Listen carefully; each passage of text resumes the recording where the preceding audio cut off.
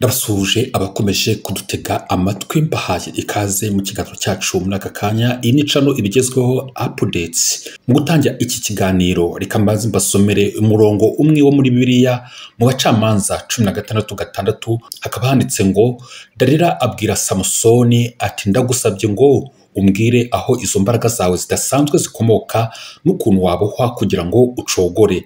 Ngayo nguko imirongo ikurikiraho ndayibasomera mu gusoza iki kiganiro. Mu minsi ishize hari mu ijoro ryo kuwa kabiri rishyira kuwa gatatu tariki ya 16 Mata 2025 nibwo hasohotse itangazo rivuga ko wari umuyobozi w'akarere ka Nyanza yegujwe nyuma yo kutuzuza inshingano ze uko byari bikwiye. Uyu mwanzuro ukaba warafashwe na njyanama y'akarere ka Nyanza ivuga ko uyu muyobozi yafatiwe iki cyemezo nyuma yo kutuzuza inshingano ze uko bikwiye. Ni mu itangazo njyanama y'akarere yashyize hanze rigira riti none kuwa 15 Mata 2025 inama idasanzwe y'inama njyanama y'akarere ka Nyanza yafashe umwanzuro wo guhagarika Bwana Ntazinda Erasme mu nshingano zo kuyobora akarere kubera kutuzuza inshingano uko bikwiye. Ubwo Meya Ntazinda Erasme yaramaze kweguzwa na njyanama y'akarere, bukeye bwaho tariki ya 16 z'ukwezi kwa 4 2025 nibwo nanone urwego rw'igihugu rw'ubugenzacyaha rwataye muri yombi uyu muyobozi w'akarere nyuma y'amasaha make nyine yaramaze akuwe ku kazi ko kuyobora akarere ka Nyanza. Aya ni amakuru yemejwe n'umuvugizi w'urwego rw'igihugu rw'ubugenzacyaha RIB Dr Murangira Bitsieri, akaba yarabihamije mu magambo agira ati nibyo koko Ntazinda Erasme arafunzwe bishingiye ku iperereza riri kumukorwaho. Nta byinshi twavuga kugeza ubu, twirinda ko byabangamira iperereza. Kugeza icyo gihe abantu bari bataramenya neza impamvu nyamukuru yatumye uyu mumeya atabwa muri yombi. Gusa kuri ubu ngubu hari gucaracara amakuru atandukanye hirya no hino ku mbuga nkoranyambaga agaragaza uyu mukobwa muri kubona muri iyi video ko ariwe waba warateye ibi ngibi byose. Uyu mukobwa niwe Dalila wo muri Bibiliya, muribuka umurongo nabasomeye gitangira iki kiganiro. Bikaba bivugwa yuko ariwe watumye meya w'akarere ka Nyanza yeguzwa ku nshingano ze ndetse akanatabwa muri yombi. Ese ngo bimeze bite? Ubundi ngo uyu mukobwa avuka mu karere ka Musanze. Nyuma yo kuvuka mu karere ka Musanze ariko akaba yarafite akazi mu nzego za leta. Bikavugwa yuko rero uyu mukobwa yari inshoreke ya Meya Erasme ndetse ngo bakaba barasohokanaga kenshi cyane gashoboka, rimwe na rimwe akajyana na meya w'akarere mu birori bitandukanye byerekeranye nyine n'inshingano z'umuyobozi w'akarere. Bivugwa yuko kubera iyi nshoreke Ntazinda Erasme yaje guta urugo rwe ndetse n'abana, ahagarika kubahahira ndetse ashaka kugurisha inzu yabanagamo n'umugore n'abana ngo yangare, ubundi ngo abashe gushimisha iyi nshoreke cyangwa se uyu mukobwa. Amakuru akaba avuga yuko uyu meya w'akarere ka Nyanza Ntazinda Erasme yahozaga ku nkeke umugore we wa mbere kubera iyi nshoreke. Iyi nshoreke yaje kujya mu biro bya meya maze yicara mu ntebe ya meya, maze meya nawe ngo amufata ifoto, ariyo nkomoko y'ifoto muri kubona muri iyi video. Iyi foto rero ngo nyamukobwa cyangwa se nyamugore kuko ni umugore yaje kuyipostinga ku rukuta rwe rwa Facebook. Amakuru ahari akavuga yuko uyu mugore cyangwa se uyu mukobwa nushaka umwite inshoreke ngo yaba nawe ari mu maboko ataraye, akaba nawe yaratawe muri yombi. Uyu mukobwa cyangwa se uyu mugore dore ko yari asanzwe afite umugabo mbere, ngo yaba nawe yari ari muri process cyangwa se yari ari muri gahunda zo gutandukana n'umugabo we wa mbere kugira ngo yihe burundu uwari meya w'akarere ka Nyanza Ntazinda Erasme. Usibye ibyo ariko ngo na meya nawe yari ari muri gahunda zo gutandukana n'umugore we wa mbere, ari nayo mpamvu ngo yifuzaga yuko ngo hagurishwa inzu yabanagamo n'umugore maze akamutana abana, maze umugore akangara, mbese akangara ari kumwe n'urubyaro mu gihe meya we yari kuba yimereye neza n'iyi nshoreke ye. Bikavuga yuko uwari meya w'akarere ka Nyanza ngo atarakibasha guhahira urugo ngo atunge umugore we n'abana. Ubwo namwe murabyumva uko byari bimeze, nyine yabaga ari kwishimana n'uyu mwana w'umukobwa cyangwa se n'uyu mugore bari bacudikanye muri iyo minsi.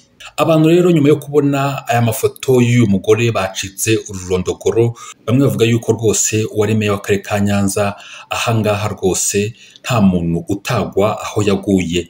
ahangaha harimwo bavuga bati nta mugabo wagaya meya wa Nyanza kuba yaratamiraga iki kinyogwe nawe ari wowe cyakugusha. Hari n'uwagize ati ariko meya bibaye ari byo yaba arya neza, uyu mwana arakubiye kandi ndumva ntacyo bitwaye. Mbese abantu bari kugenda bivugaho amagambo agiye atandukanye, ariko kandi hakaba n'abandi bari kuvuga yuko ibyo meya yashakaga gukorera umuryango we bitari bikwiriye. Ibi ngibi rero bikaba ari byo bivugwa yuko byatumye meya w'akarere ka Nyanza yeguzwa mu nshingano ndetse agatabwa muri yombi. Birumvikana birashoboka yuko kubera uyu mugore hari n'andi makosa atandukanye yaba yaragiye akorerwa mu kazi bigatuma inshingano ze atazuzuza neza. Ibi ngibi rero bikaba ari byo byamuviriyemo gutabwa muri yombi. Muribuka ngitangira iki kiganiro aho nabasomeye mu bacamanza 16, reka noneho mbasomere birambuye iby'iyi nkuru ya Dalila wo muri Bibiliya. Reka duhere mu bacamanza 16:4.